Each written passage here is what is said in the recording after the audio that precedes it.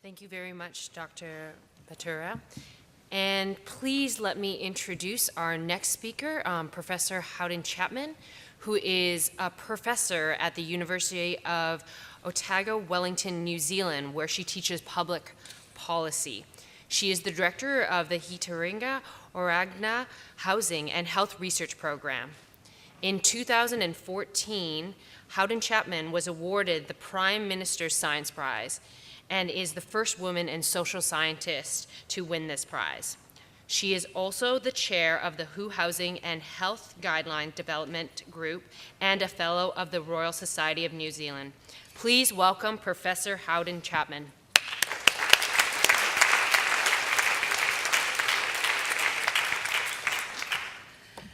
Tēnā koutou katoa, and I thank you very much for the invitation, Achiro and the committee. And it's a long way from New Zealand. I picked up a cold on the way, so we shall see how we get on. It's been a very interesting conference so far, and I hope that you'll find something of interest in mine. Is there a, oh, here we are. Okay. He kaianga oranga, I should explain, means the place where you make food and are healthy. And that's the research group that I've run, and it's run for, now we're in our 5th program grant, so it's been running almost 2 decades. And for a long while I've been interested in the determinants of health, and particularly inequalities, and we're distinguished in New Zealand, that small island at the south west Pacific, because we had the most rapid rise in inequalities when we had a neoliberal government coming in the 1990s. And this had an effect across the whole population, but particularly in income and in wealth. But the area I chose to look at with my group, which is a multidisciplinary group, is this area around housing, because it seemed to me that it was very important. It's where we spent most of our time, and in fact, as you'll see, the quality of housing varies a lot depending on what your tenure is. So I'm going to talk about home truths, those unpleasant things that people tell you about your behavior that you'd rather not hear. And it's always with some ambivalence that I talk about the rather unseemly part of New Zealand overseas. But nevertheless, of course, we all know that health affects equity, and that the environmental determinants and economic determinants of health actually are also graded in a way that affects health in terms of age, ethnicity, income, and wealth, the ones that we're most familiar with. I'm going to look at the issues about housing and heating and crowding, which we've identified as 3 very important features of the indoor environment in New Zealand. And in somewhat of a departure from the other talks, I'm going to concentrate mainly on research-based solutions and look at some policy experiments that we've been carrying out before I conclude. Okay, I said that we spend most of our time inside, and those of you who've seen Lord of the Rings will know that we have a very beautiful environment that we live in, and people tend to think that we're outside most of the time. But actually, just like every other country, we're inside most of the time, although you can see that the exposure varies depending on your age. So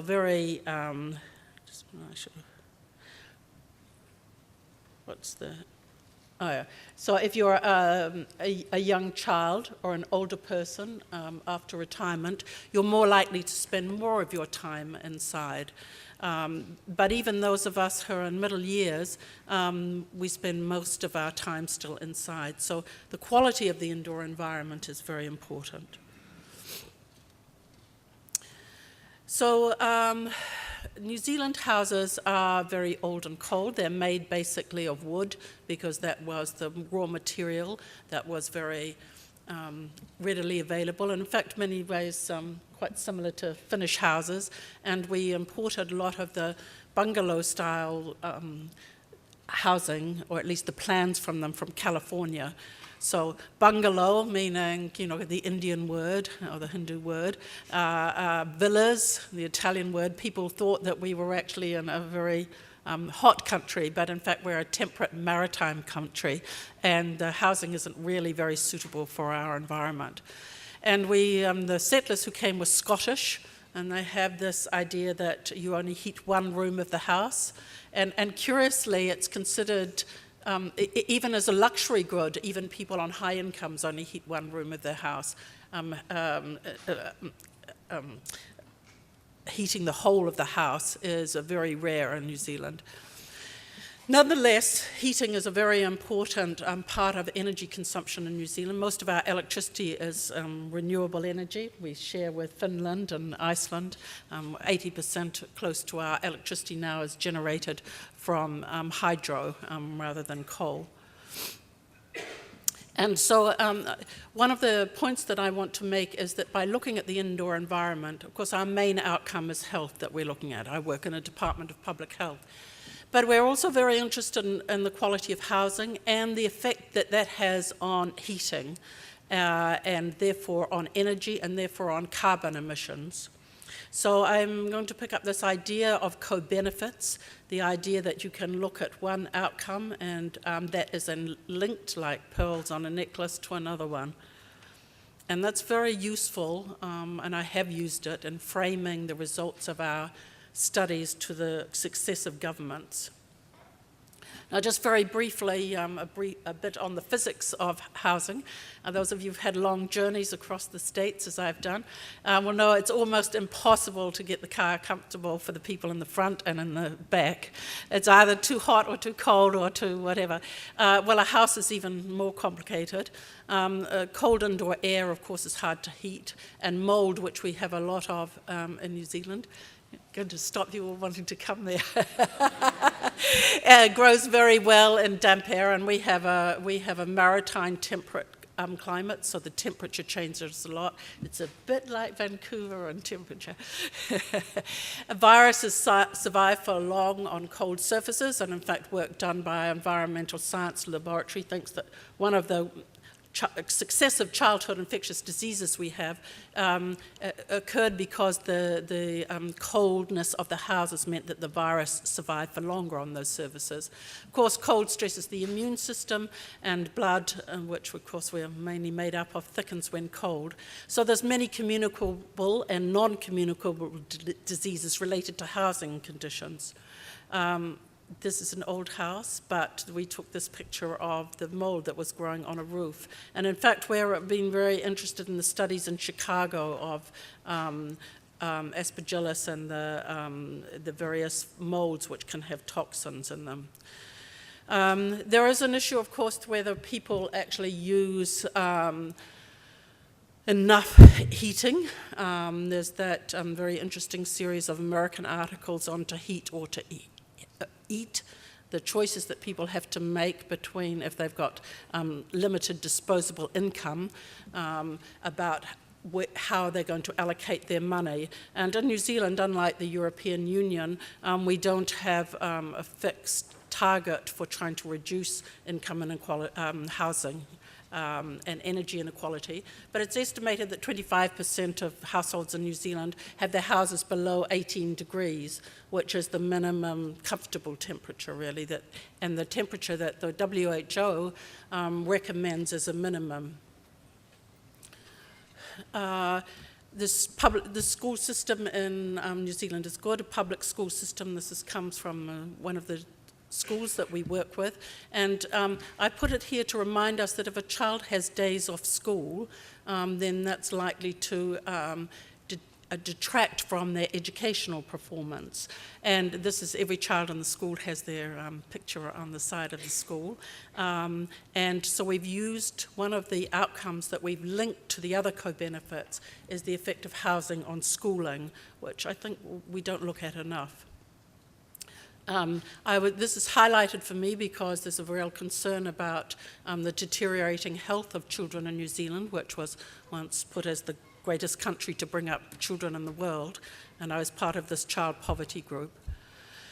One of the issues is we've had a very big change in tenure of housing in relation to as incomes at the bottom quintile have not increased at all. And so now 50% of children below the poverty line now live in private rental housing, whereas we used to have one of the highest home ownership rates in the world.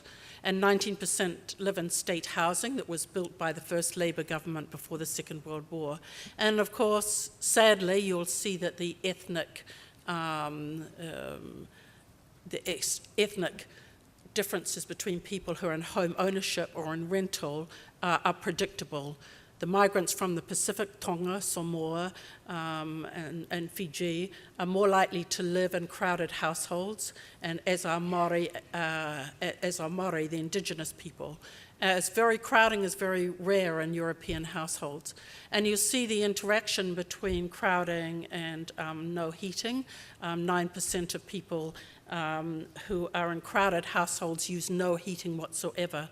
So now they have a double disadvantage of being crowded, close contact diseases, and also cold, so more susceptible to viruses.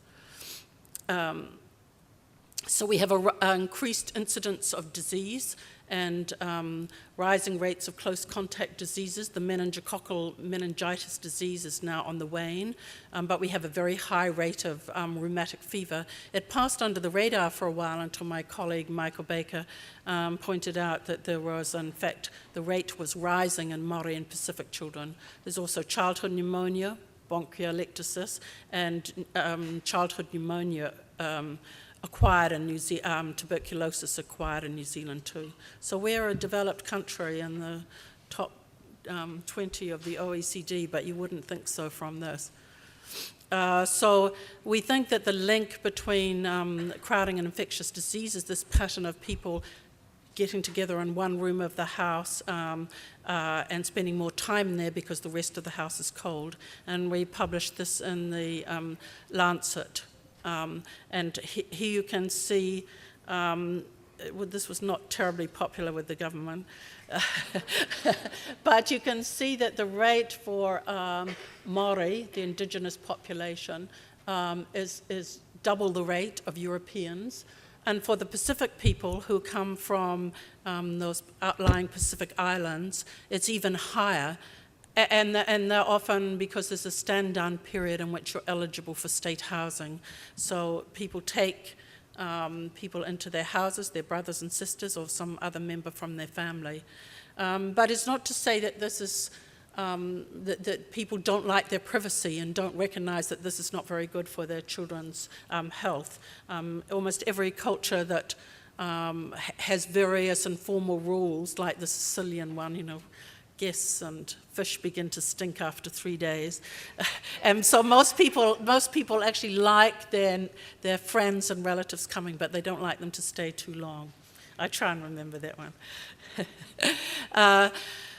Now we've got to hit our medical students looking to see if we can find evidence about what effect this housing situation is having on admissions to children to hospital. We have a tax-supported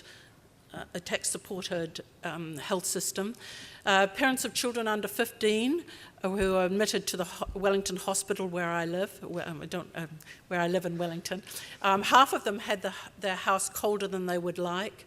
You can see sort of quite a high minority were unable to pay their electricity bills on time and had in fact disconnected themselves or been disconnected. And there's recently been a study showing that the asthma rates for admission have closely correlated with the rise in electricity prices. Part of the neoliberal reform in New Zealand was to decouple the industrial electricity prices from the commercial electricity prices from the residential ones. And there used to be a cross-subsidy to residential, and now the residential electricity prices are rising exponentially. So we do think that this, as I mentioned, has an impact on children's well-being, both in terms of the chronic burden of disease, these terrible respiratory infections, but also, of course, cumulative health problems and the number of days off school because of illnesses. There's also been a change in sale of a lot of the state houses and the community houses, so there are insecure tenancies, which means that children who are just getting settled in a school may have to leave that rental property and move to another one, and therefore break the relationships that they have with their teachers. There was, this is my last, I'm getting on to solutions after this one. This little girl who came from Samoa, Emelita Bourne, this was a very seminal event, we hope, earlier this year, because she died from complications from a respiratory infection that occurred very rapidly. She had been healthy before that. And I've read the coroner's report. And the coroner, for the first time in New Zealand, said that it could not be excluded that poor housing contributed to this little girl's death. And it was a large amount of publicity, and I was asked to speak on the media a lot about this. And so I do think things are turning in terms of making that connection between things that are usually at the level of population health, and therefore there isn't a face to it, that dilemma that we all know when we try and talk about inequalities, that people say, well, you know, who are the people that you've prevented dying? Here's the face of a dear little girl who did die, and it was eminently avoidable. We also have a problem with people living in insecure housing, and if one wants to see a cumulative effect of neoliberal policies, we're seeing them particularly in the housing field. And of course, again, it's predictable who are the people who are living in caravans and garages. Complicating the fact is that we had the most expensive and the most destructive earthquake that's been recorded in Christchurch, and this is largely because it hit our second largest city. And the government has led, it's a developer-led renewal of it. Unlike sort of Japan, it happened much the same time as the Japanese tsunami. And so, in fact, the government hasn't been building housing, it's been building anchor points, like what they call projects like stadiums and new town halls. And so people tend to take to bed, particularly older people, and this is not very good for older people's health. So I hope I'm building up a cumulative picture for you that this is indeed a major problem in New Zealand. We have 1,600 excess winter deaths in New Zealand each year from respiratory and circulatory problems. Now, this doesn't occur in Finland, Siberia, or Canada, because in those countries the houses protect people from the environment.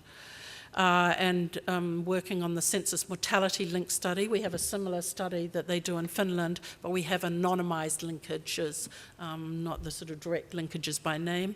We could show that the people with increased risk of dying in winter were people on low incomes, those in rented accommodation, and those in cities. Okay, the positive part. I didn't want to go on, keep on describing these trends, so we've done a series of research-based solutions. We always choose a policy that is actually already extant in the country, but is usually on a discretionary basis by somebody in social welfare can decide to give it to this person or not. And we're looking to see if we rolled it out more broadly as a population-based policy, what effect it would have. I'm going to go through these reasonably quickly because I want to draw conclusions about how population health can actually affect policy. So I've put at the bottom the articles, and you can follow those up. So the first one is the insulation study. There were 1,400 houses where one member had chronic respiratory symptoms, and we've at least for New Zealand, pioneered the pattern of staggered interventions. That is, we select populations, usually in a variety of different kind of communities. We stratify, randomize in each of the communities. So we take big baseline measures, taking physical characteristics of the house and health characteristics, educational, attendance, days off work, and then we randomise the intervention, which is, in this case is retrofitted insulation. So this is very similar to your weatherization program in the States. And then we come back in the follow-up period, and of course then the only difference is that half the houses have had retrofitted insulation in them. And then at the end of the study, the people in the control group, they get the intervention too. So this is an attempt to try and improve the thermal qualities of the house. Because in days gone by, when electricity was very cheap and when people could burn wood, there was a fire on all the time in the house. So this was published in the British Medical Journal, and the results were in the original description is in Social Science and Medicine. Occupants in the insulated houses used 23% less energy. Now this was important because the insulation actually worked. People increased the temperature in the house by about 1 degree, but they also saved some money at the same time. This became very important because it, in terms of the energy efficiency and trying to reduce carbon emissions, which of course are one of the most dramatic problems that we face, in fact improving transport patterns and improving housing are the two things that you can do, particularly in urban areas, to reduce carbon emissions. And our study has been part of the evidence of providing that. We did it in partnership with communities, where this is a meeting house for one of the iwi that was involved. We always do it on a cross-section of the New Zealand population, people who own their homes, people who rent their homes, and make sure that we have a strong representation from the Māori community. So there was some significant improvement in self-reported housing conditions, less cold and damp, less mold, fewer days off school and work, fewer symptoms of wheezing, fewer hospital admissions. And in our studies, we always do a cost-benefit analysis because we're interested in influencing government policy, and of course, sitting around the cabinet table, they're most interested in what is the return on capital.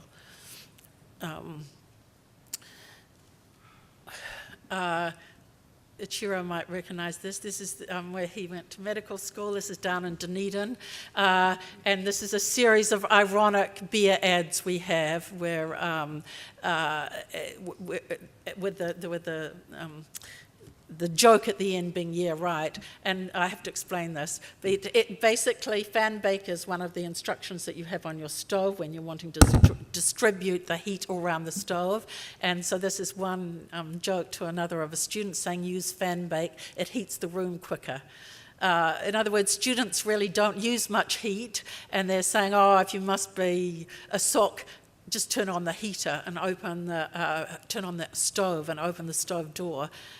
Which means, of course, it's a very ineffective way of heating your house, and it's very expensive, and if it's gas, it's an extremely bad idea. And the tui bird at the right says, yeah, right. But actually, lots of people do, students particularly, do heat their houses like that. So the next study we did was a heating study, and this was where we took children with asthma. We were wanting to have more specific symptoms and measure them better, so we used spirometry to mention, and peak flow to measure the children's lung capacity. And we were interested now, if we've insulated the house, we then wanted to put in heating, effective heating. So we wanted to try and break these cultural habits in New Zealand. The people in the study didn't have to pay for any of the heaters. I mean, we got it from the money from the private sector and district health boards for the paying for the insulation and for the heating. And this was the same pattern as I explained before. So they had retrofitted insulation and choice of sustainable heating, and there was no cost to participants except their time. And this took place over 3 years, and again is in the British Medical Journal.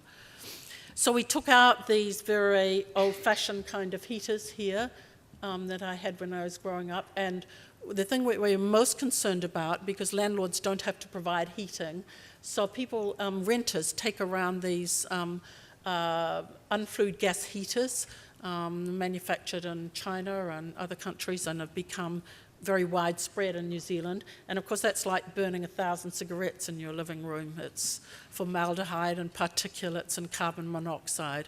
People say, oh, I often get quite sleepy. I close the door and get a fug up, and then they get quite sleepy, and of course it's the carbon monoxide. We do have a very high rate of education in New Zealand, but sometimes you... So they had the choice of heat pumps, wood pellet burners, or flue gas heaters. All of these were effective heaters, and they put out 6 kilowatts of heating, or 10 kilowatts in the case of wood pellet burners, which of course is very widely used around Nordic countries and Germany. I've shown you 2 pictures because they're more picturesque. We're always talking about, both in Māori meeting places, that we always describe what's going to happen to people in the studies. There's very strong participation. This is people deciding what kind of heating they want, again at no cost to themselves. We found that the average living room temperatures were just over 1 degree warmer. So now, finally, the houses in these studies have got to 18 degrees. People indeed felt warmer. There was less condensation, less mold and moldy smells. And crucially there was an interesting study in the Lancet saying that if there was high levels of nitrogen dioxide either from gas stoves or from heating, upper respiratory infections were more likely to go to lower respiratory infections. So we were very keen to cut out these, lower the levels of nitrogen dioxide. You also, of course, get it from traffic. And this did have the effect of wheezing and coughing were halved, and effects were more marked in low-income families. And the children had 2 more days at school. One of the people in our group was an engineer, but had also been a teacher. So she went and looked at 280 schools, the school attendance records. And this is a stronger effect than you would get from the new generation asthma drugs. Now, interestingly, and this is a small country effect, but nevertheless one that I think is really important, on the results of our studies, both the insulation and the heating study, the government then rolled out, so these are randomized controlled trials, there's about 5,000 people in those, but then they rolled it out to the country as a whole because most houses in New Zealand still aren't insulated. We're up to about 1/3. And so we had lots of advertising about get your home insulated. And this Warm Up New Zealand program was set up, and we bid for an evaluation of it with the ex-deputy governor of the Reserve Bank to give us some credibility about not just we would say that, wouldn't we? As has been previously talked about, we also have very good administrative data. So we linked the people who had insulation and had heating in their houses with people who, both hospitalization records and also death records, but we could also link with pharmaceutical usage and length of hospitalization. So now we've got, for every house that was insulated, we had 10 houses that weren't insulated at small area level. And now we see even a stronger benefit cost ratio, 4-to-1 for adults, because we weren't powered to look at mortality in the previous study.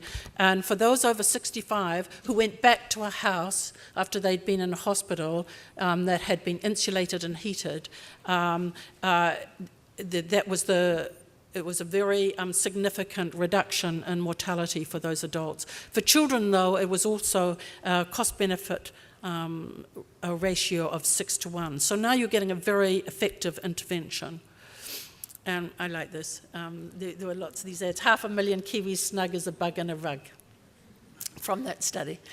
The last though we've done about 6 of these studies now, the last one I wanted to talk about is that we have a no-fault compensation scheme, which is very similar to the Swedish one. We call it Accident Compensation Corporation.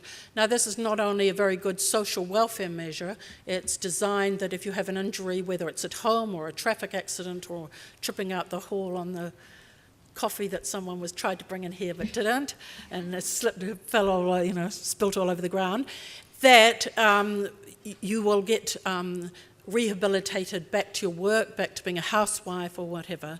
And so we paid a builder $600 to go around to homes and fix up the hazards that we had identified.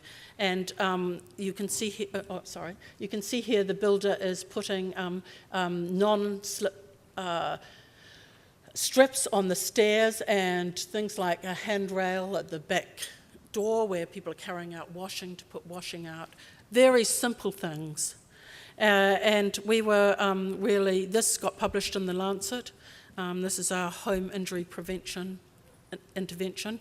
HIPPY, we spend a lot of time thinking about fun names, acronyms for studies.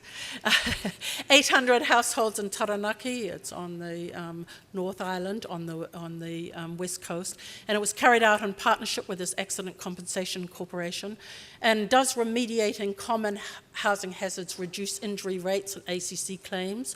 Because you're not privately insured, but you're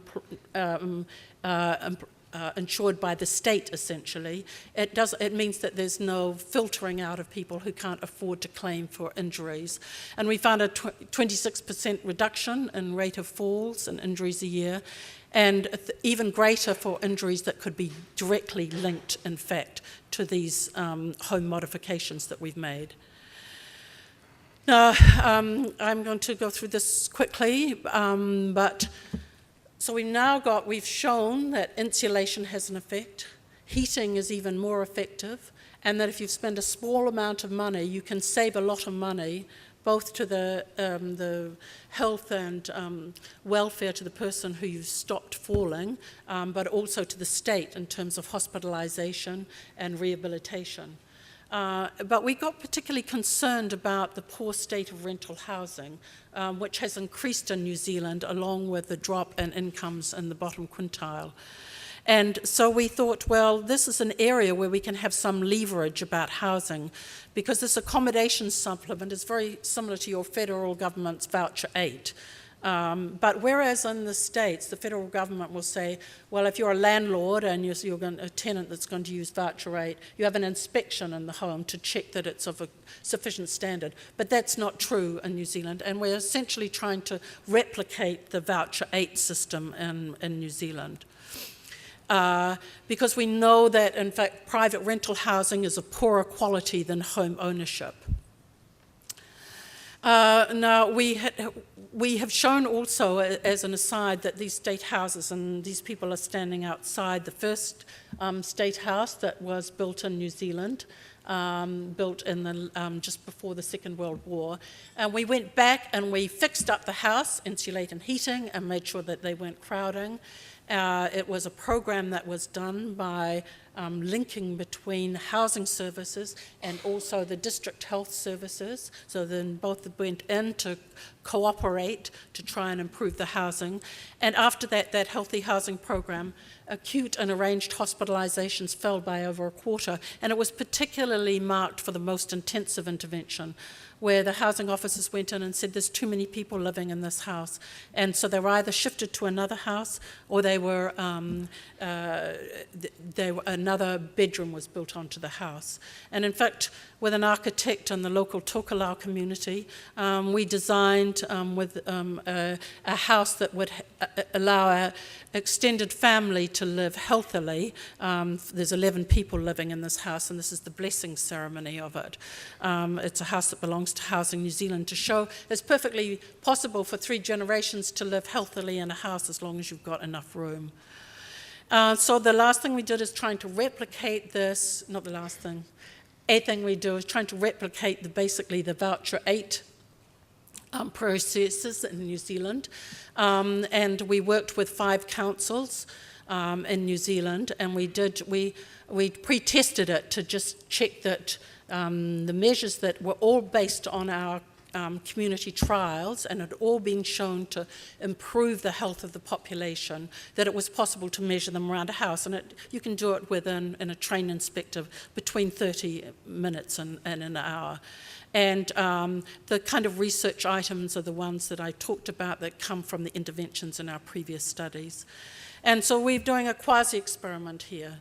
We're very keen on policy experiments. So we've got the university city where Achuria was at medical school, Dunedin. Nearby has there's another university town, Invercargill. It has some polytechnics there. And the Dunedin City Council is saying, yes, we will introduce your rent-a-warrant to fitness. We'll go and appraise every house. and it's going to be compared to the city alongside that isn't introducing it. And we have 4 of these. And we're trying to answer the questions that the politicians who don't like the idea of the state moving into somebody's castle to their private home, these are the arguments that they give. Oh, it'll just make the rents go up. Landlords will exit from the rental market. Tenants aren't going to like it because they're going to have to pay more rent, and then they won't have as much to have on food. And so we're just in the beginning of this process, and by the end of it, we hope to show that the rental housing warrant of fitness, which is akin to the kind of warrant of fitness you have to do for your car, will in fact improve the quality of the houses, that because it's a regulation that goes across the whole of the area, that the landlords will mainly have to absorb the cost. Will cost the landlord about $250, and we're thinking of doing it every time the tenant changes. And the last one I wanted to mention is a neighbourhood one. It's called He Tupu Manoho, meaning a resilient plant. And it's done, one of the communities near where I live in the capital city is a declining one. It's a sort of post-industrial suburb. And we're working with the community, this is the marae again, to retrofit the marae with photovoltaics and to build housing around with windmills that we're going to be building in this part along the back here. And there's an idea that we are trying to get electric vehicles linked through the batteries with the photovoltaics. And we think that we're going to monitor the economics of this very closely, but this is the idea that we build houses that will require no heating or no cost for heating, and it involves very much the community in terms of employment. Because one of the things that our work always does is, although I've talked about the effects on health, energy, climate change or carbon emissions. The other one is employment in the green economy, and we're very interested in capturing these benefits for small and medium enterprises. Worked closely with the WHO and health in the green economy, and there's another one, one on housing and one on transport. And I'm chairing the WHO group, which looks at what are the recommendations that we should make about housing internationally. So this work about looking at, in some ways it's reductionist. It looks at a particular way that you can improve a house, like weatherization or like insulation, heating, taking away hazards from the house, but it then does enable, in fact, you to be able to say this makes a difference and this is what the savings is. So in conclusion, improving housing and energy efficiency is a critical step to improving health equity and reducing carbon emissions. And I said that several times because I think that link and co-benefits is a way of really strengthening the case that population health can make, particularly if you can take those results from hospitalization, from morbidity, and from mortality and put them into a benefit-cost ratio.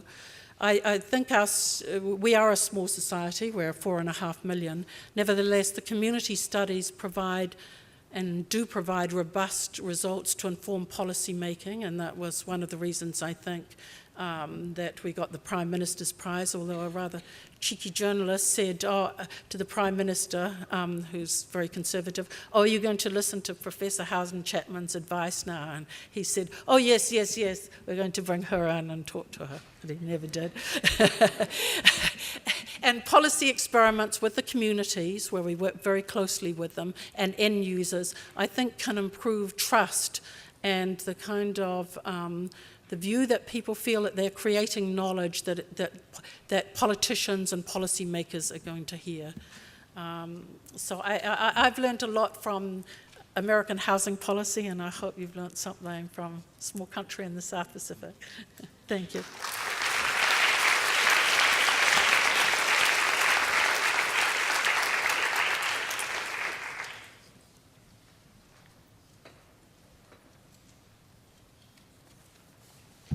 Thank you very much, Professor Howden Chapman. And now I'd like to introduce Professor Peter Muennig. He is an associate professor in the Department of Health Policy and Management at Columbia University. Dr. Muennig studies the ways in which such social policies can be optimized to maximize population well-being, and he currently directs the Graf Center at Columbia University, which seeks to provide local and global policymakers with the most efficient policy mix necessary to reduce the global burden of disease. He has worked on immigration policy in Canada and the US, on the health insurance reform in China, and is currently working with Microsoft to explore how randomizing users' advertising experiences might alter their health behavior. He has published over 90 peer-reviewed articles, has written 4 books, and over 30 domestic and international news sources have covered his work, including the New York Times, NPR, and CNN. Please give a great welcome for Professor Muennig. Thank you.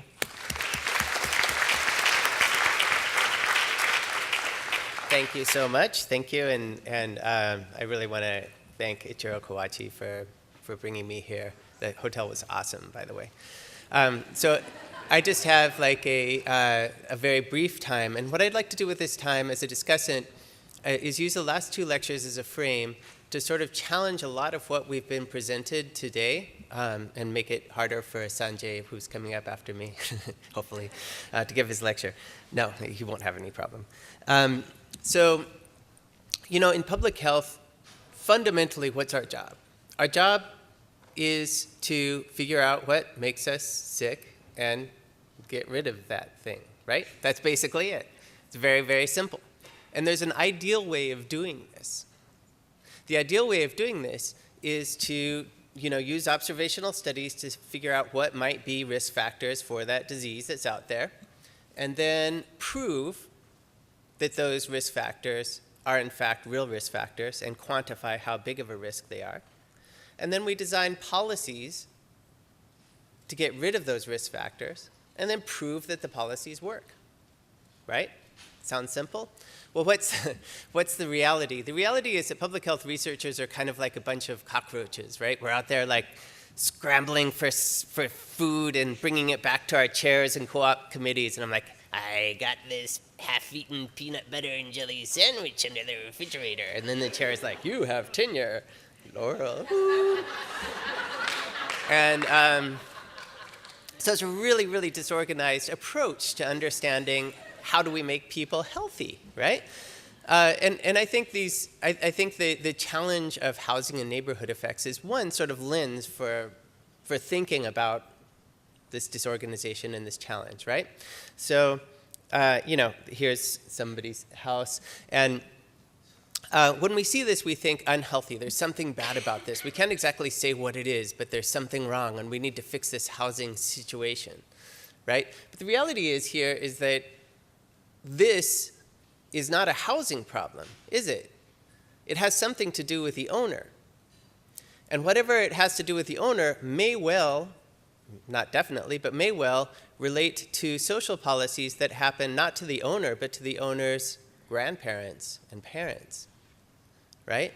That led to a series of psychosocial changes that led to this person living in this kind of environment. And this person probably has a very short life expectancy that has nothing to do with this disorganized state. You know, here is a professor's desk, and this guy's probably going to live to be like 98, or this woman is probably going to live to be like 98.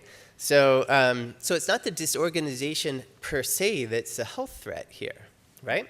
Okay, so this is a slide of a bunch of public health researchers. We probably encountered them when we were in college by moving around our refrigerator or whatever. This is a very common experience for college students, right? Everybody's like, hey. You should have seen my apartment that I shared with, studio apartment that I shared with 4 people, and the lover of the captain of the US volleyball team in like 150 square feet with food everywhere. So yeah, this is a very common experience. And this is really just an indicator of something, right? College students go on to be very healthy. So this is an indicator of temporary stress and poverty and overcrowded living conditions that change. So what we're really talking about here is a series of very dynamic processes that are coming together as a whole, as a population-level effect. And we are trained in public health to think about things from a population standpoint. But I think that that might be the wrong way of thinking about this. And the reason is because populations are just averages of very, very, very complex events and phenomena. And the policies that we try to devise to study those effects based upon these population averages will impact different individuals in different ways. Everybody following me? So, I think that the Finnish study is actually incredibly beautiful and laudable. I don't think it quite hits causality yet, but I think it could get there when we're looking at big data and microdata, because it tries to parse out a lot of different things that are happening over time.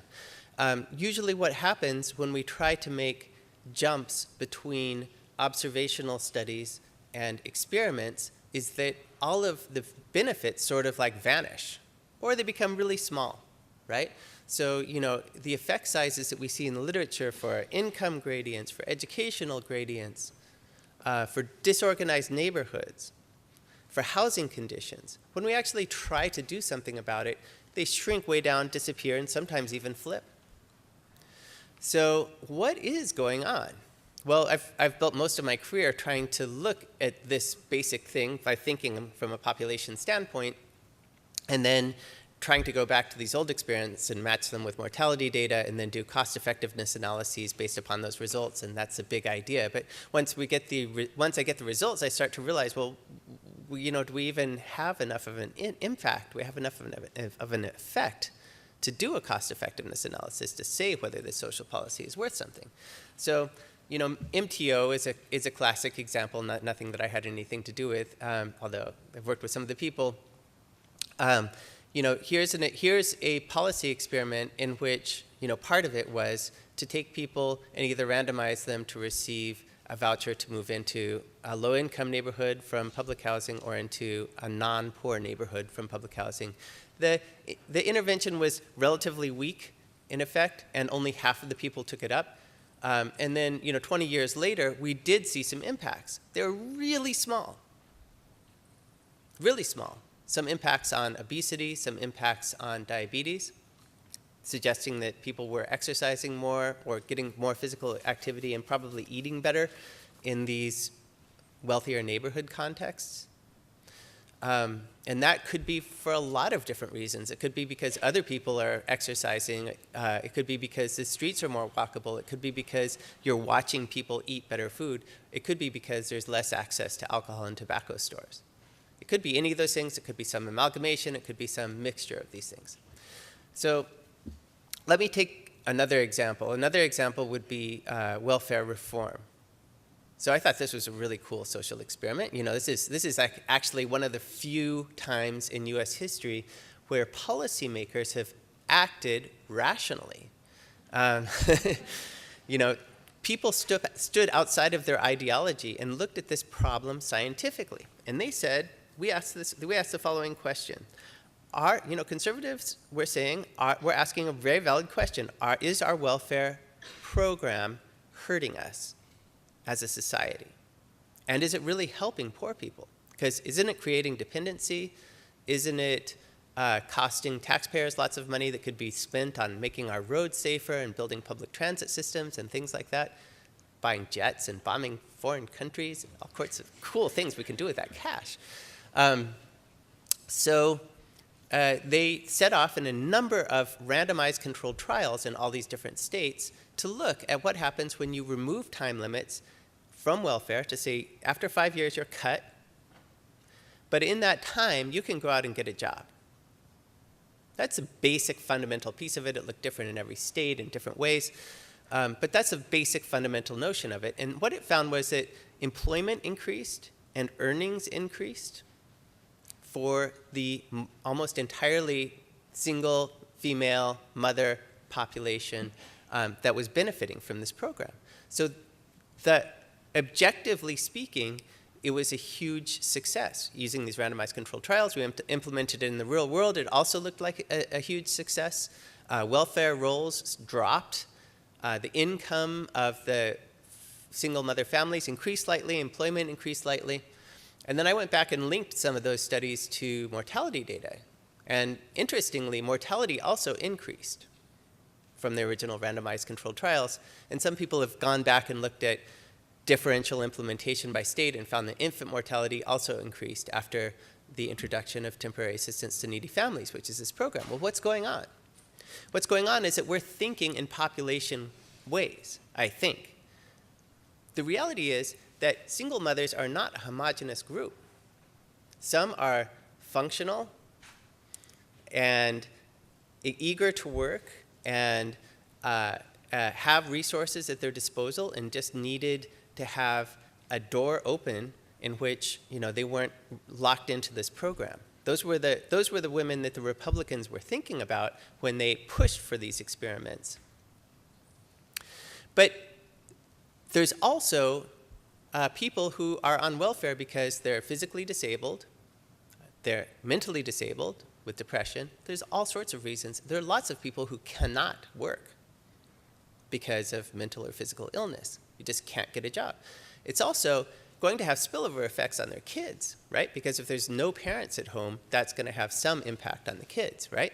And we found all of these things were actually probably true in the original experiments, but sort of ignored them. Because we're thinking about population level effects.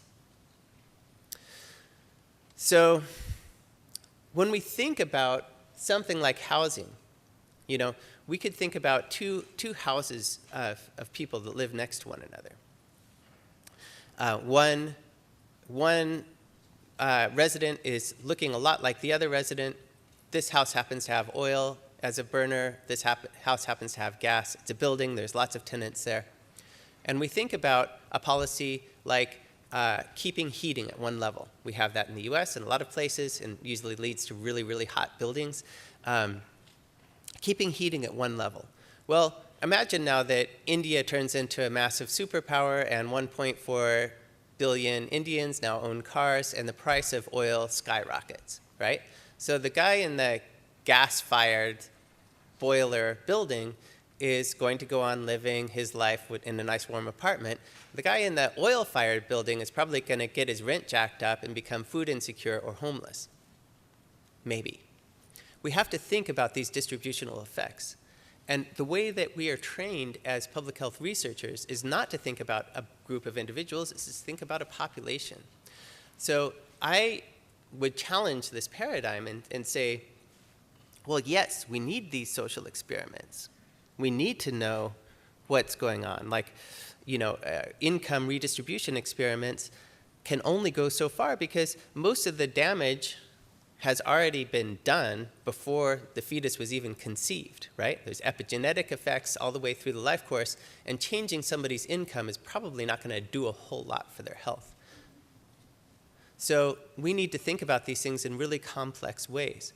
Insulation in the US context, in the New Zealand context is very different, but in the US context, this is going to be framed as, well, this is a program to give wealthy people tax subsidies so they can insulate their home, or slumlords tax subsidies so they can, insulate their buildings. Neither of these things would be necessarily that politically popular. So you have the political economy coming in here too.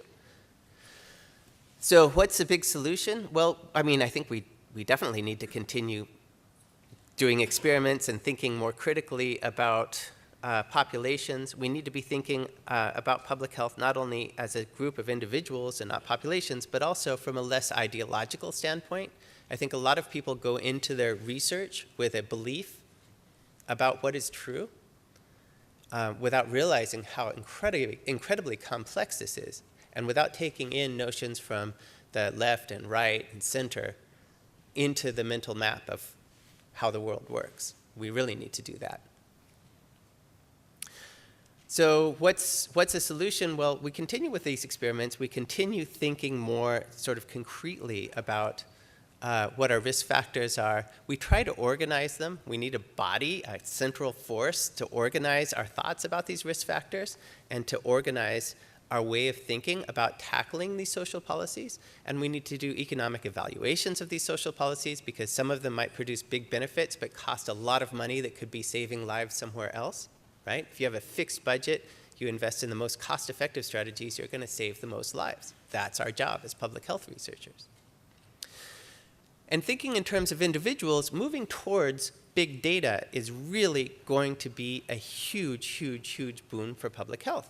You know, in this Google project that I'm working on, Bing project that I'm working on, we're actually identifying individuals with their own search data, their own demographic data, their own GPS data that's being fed to, only Microsoft can touch this, which is a different story, but it's being fed to Microsoft.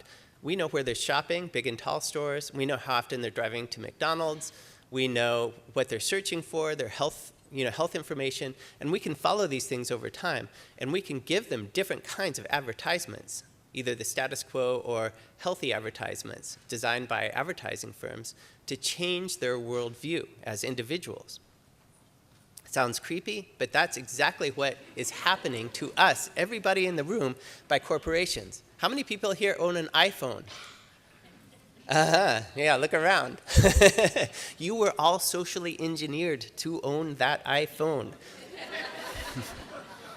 You can also be socially engineered to eat healthier, to have a different lifestyle. So that's the idea here.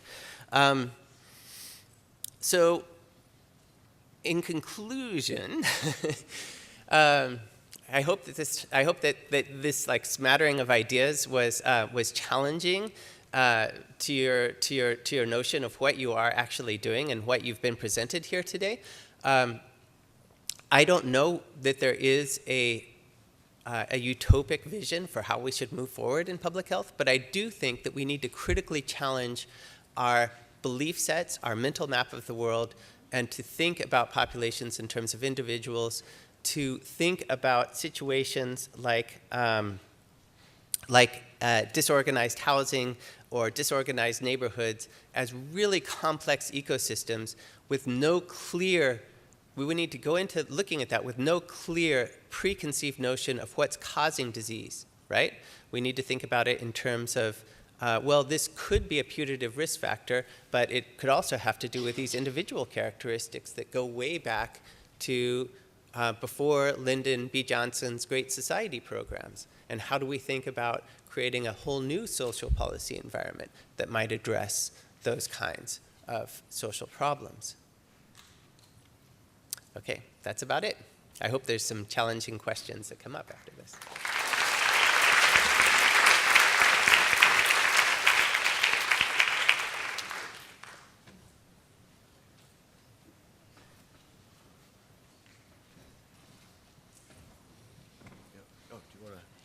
Thanks. I got here faster than you, Lynn. So we have, is it 10 minutes? We have 10 minutes for questions. I see Dustin's already up. If you have a question, please come up to the microphone so everyone can hear, and then tell us to whom your question is addressed to. Hi, my name is Dustin Duncan, and I'm an assistant professor at NYU in the School of Medicine, and I'm affiliate faculty in our College of Global Public Health. My question's for both presenters on neighborhoods and housing. So Sandro actually gave a talk at NYU, a grand rounds talk, right before he left Columbia. And he presented this framework, which is something I don't really think about. It was what matters most. And his kind of thesis was that in public health, we do a lot of risk factor epidemiology. And in social epidemiology, I think increasingly we are doing so. So for example, we focus on one social context only. So for example, the vast majority of my work focuses just on neighborhoods. And so my question for both presenters is, how are you trying to kind of think about the context of the context even more? So for example, for Dr. Howden Chapman, how you're integrating not just kind of housing factors, but also neighborhood factors and other contextual factors that may influence health. And for Dr. Valterra, how you're thinking about not just the neighborhood, but people live in neighborhoods, but certainly they live in houses and kind of work neighborhoods and other kind of more complex systems that impact our health and well-being. Thanks.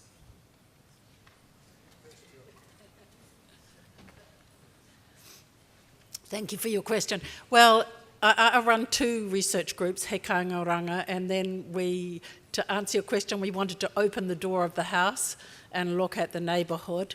And so I run a New Zealand Centre of Sustainable Cities, and we've been doing lots of work on, it's quite a complex program. I put the URL on the website on the bottom. But for example, one of the projects we've just finished is a quasi-experiment looking at 2 cities, where we did, one of which was Taranaki, where we did our housing study and looked at cycling and walking infrastructure that the government had built. And then we used where people's houses were as the instrumental variable for the cycleways, and we looked to see if we compared it with 2 cities that had the money, 2 cities that didn't, and then we looked to see what the difference in cycling and walking was, because we recognised that transport and housing are very highly linked. And so we've done a number of studies. That one showed that actually if you invest in infrastructure for cycling and walking, then you maintain the current level of cycling and walking. In the towns that didn't have the money invested, in fact, cycling and walking declined. So I follow the approach of, with my group, of looking at what do we think key health factors are. We operate in a sort of systems perspective, recognising that there are some random emergent properties of a system that we don't necessarily predict, but trying to identify those ones where there are policies that we think if we invest in will also have a return on health. But I think it's quite important to identify the key aspects of those rather than just think of a scattergun.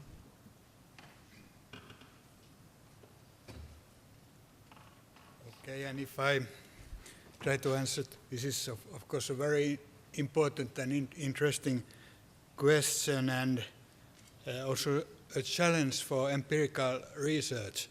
In fact, we have all those variables. We know much of the houses where our people live, not only the neighborhoods. We know the work units, we know social capital at work, we have measured social capital at the neighborhoods where they live.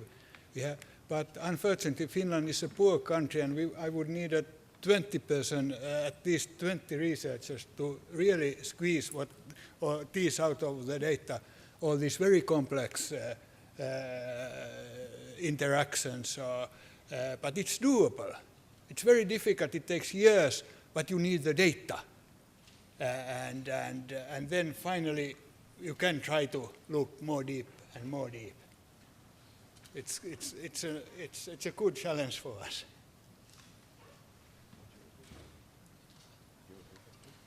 So yeah, let's take one more question because I'm a bit mindful of the time. Sure. Yeah. So, my name is Georgia Simpson. May I'm the Director for the Office of Health Equity at the Massachusetts Department of Public Health. And I was really eager to hear about neighborhood and implications for health. And one of the things I was thinking about, has anyone looked at violence as a public health issue? Knowing that in communities where there are higher rates of violence, there's probably more mental health issues related to depression or post-traumatic stress disorder, et cetera, and children exposed to violence if we're looking at life course. So how has that been incorporated in any of your work?